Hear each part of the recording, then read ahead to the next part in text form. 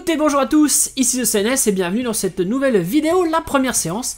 La première séance, ce format où je réagis en direct à une vidéo en rapport avec Saint Seiya. Pour le moment, j'ai commencé à regarder la nouvelle saison, la saison 2, Battle for Sanctuary, de la série Knights of the Zodiac, le remake en 3D de notre série préférée, donc qui couvre l'arc de la bataille des Chevaliers d'Or. On en est actuellement entre la Maison du Lion et la Maison de la Vierge, je dis entre, puisque au terme de la bataille de la Maison du Lion, on imaginait qu'on allait avoir tout naturellement le combat contre Shaka, et finalement l'épisode précédent, l'épisode 8, était un épisode filler qui nous a conduit sur une direction totalement inédite. On nous a d'ailleurs montré les fameux chevaliers squelettes qu'on avait encore pas vu dans cette série jusqu'à maintenant. Ce que j'espère, moi, c'est que cet épisode filler va quand même repartir sur les bases classiques de la série. De ce que je crois avoir compris des premiers retours sur cet épisode, apparemment, on va poursuivre le filler tout le long de l'épisode, donc je crains malheureusement qu'on ait encore quelque part des choses pas forcément utiles. J'espère que je vais quand même apprécier.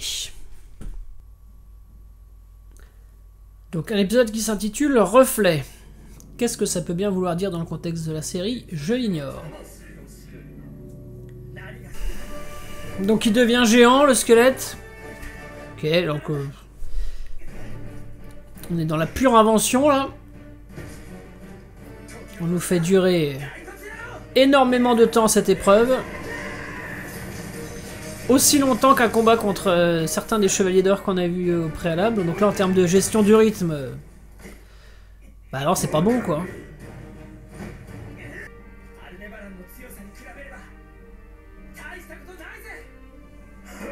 J'espère bien, oui.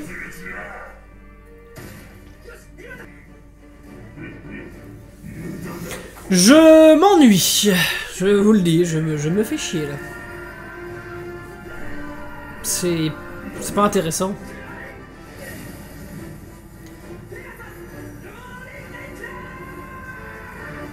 Je ressens un ennui plus grand que lors du passage des disciples de Shaka dans l'animé d'origine, qui pourtant dès la première vision en tant que gamin m'avait déjà gonflé parce que c'est un moment où on arrêtait l'enjeu qui était la bataille contre les Chevaliers d'Or.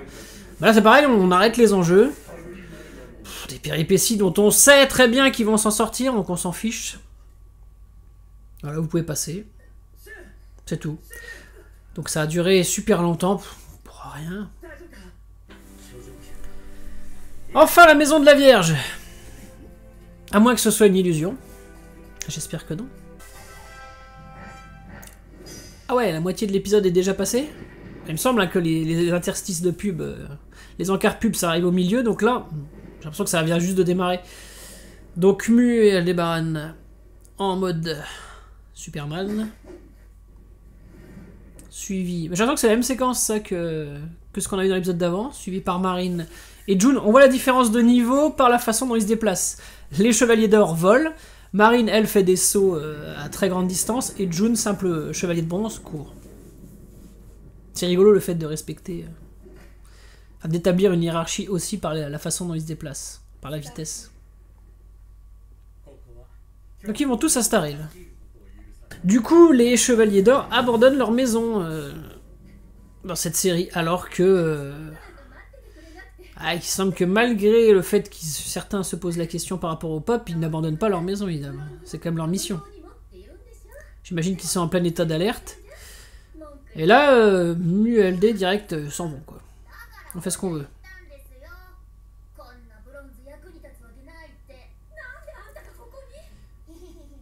Bon, là, on reprend l'enjeu comique qui avait été amorcé à l'épisode, je sais plus lequel, 5 ou 6. Au niveau des interactions entre Kiki et June. Ça, j'ai rien contre parce que c'est le caractère de Kiki, donc c'est pas anormal de le montrer comme ça.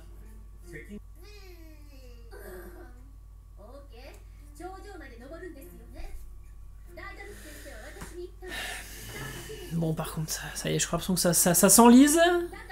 C'est-à-dire que je trouvais ça mignon, mais là, ça dure trop longtemps, là.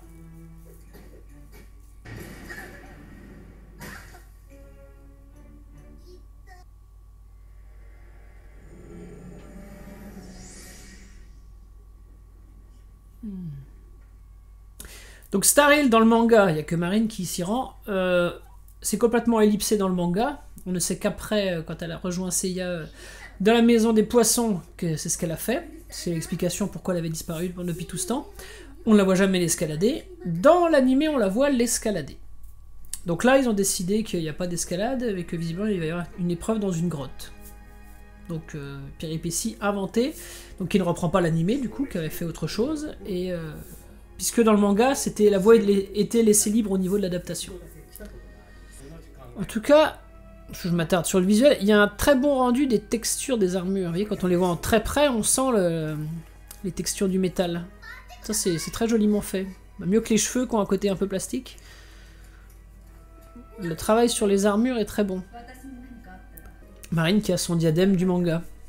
Hein, dans l'anime chez Araki, c'est la tête d'aigle blanche qui ça fait tout le tour comme ça, alors que là c'est un diadème avec un aigle sur le dessus. Mais avec les couleurs de l'animé. Palais du Grand Pop.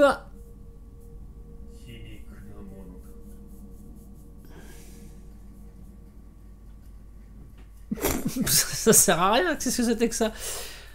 Ah oui d'accord. Insert de 2 secondes juste pour une réplique. Ok. Je pensais que ça allait donner lieu à une scène, mais non. Bon, on est parti pour un épisode où on va se faire chier, hein, clairement. Très très clairement. À la limite, qu'il leur crée une péripétie en parallèle, je veux bien, mais montrez-le en parallèle. Parce que là, du coup, on a oublié l'enjeu principal. Le doubleur de Kiki, je pense que c'est aussi celui qui le joue dans la partie Mekai. À l'oreille, c'est ce qui me semble. Vous savez à quoi ça me fait penser? Ça me fait penser au Star Wars épisode 8. Quand Rey rentre dans le trou pour le côté obscur, ça me fait penser à ça. En termes d'ambiance, de réal, la présence du miroir.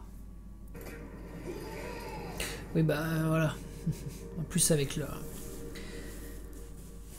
Ah, donc il y a deux... Vous voyez, c'est la première fois qu'il y a ça. Deux coupures, pub, au lieu d'une seule en milieu d'épisode. Bon, on va dire que ça permet de mettre plus en avant Mu, Aldebaran.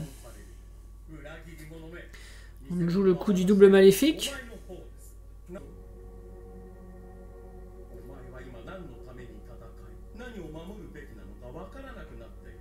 Ça, c'est pas mal.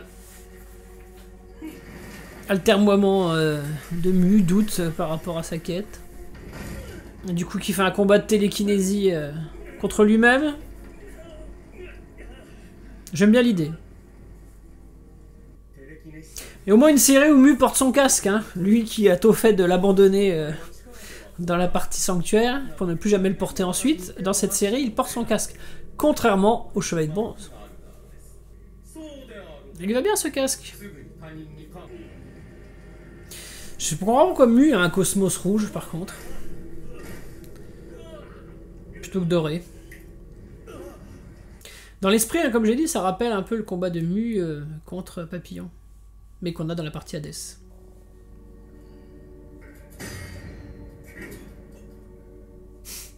Les deux taureaux qui se chargent l'un contre l'autre. Tête contre tête.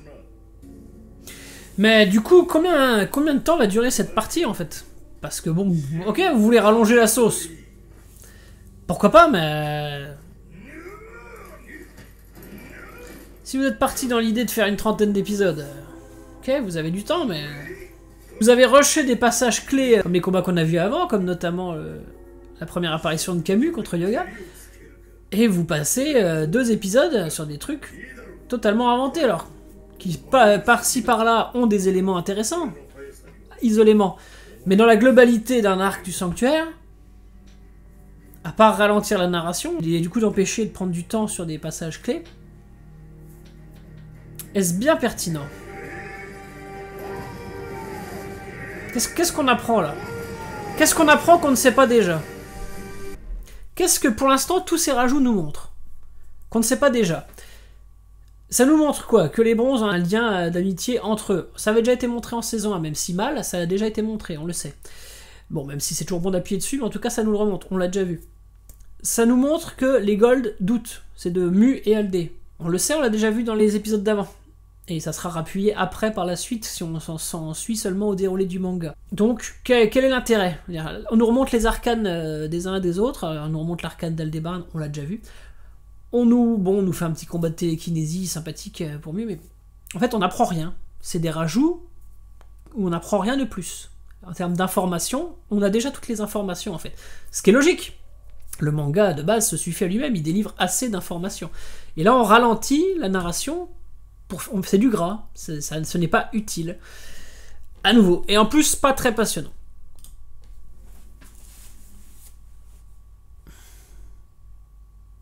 Non. Oh, j'ai eu peur. J'ai eu peur. J'ai eu peur que ça soit la fin de l'épisode. Ah. Ouh, elle est moche. Ouh, elle fait peur. Ah, il a fait un simili crystal wall. J'ai pas compris le passage avec Marine et Seika. À part pour essayer d'appuyer dans l'idée que ça serait la même personne, mais rien n'a été dit donc. Parce qu'on sait toujours pas quel angle aborde la série par rapport à ça. Est-ce qu'ils vont choisir d'être fidèles à Kurumada et que effectivement Marine et Seika c'est deux personnes distinctes, ou est-ce que ce sera la même personne? On sait pas trop quelle voie ils ont choisi. Et par cette scène, ils essaient d'instiller le doute. Et ben voilà, le Crystal Wall.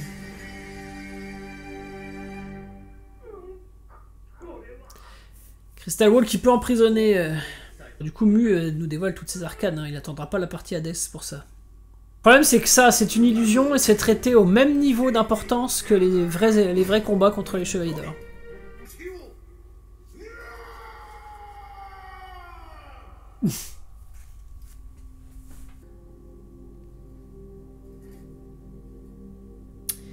Déidalos qui lui apparaît en illusion, comme une épreuve.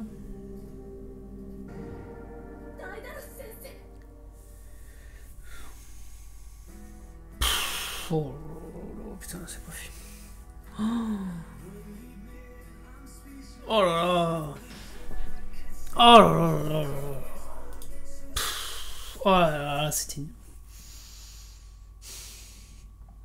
Ah, je me suis fait chier. Ah, c'était... Inintéressant. Voilà, j'avais pas d'autres mots. Inintéressant. Inintéressant, pas forcément mal fait sur le plan technique ou même...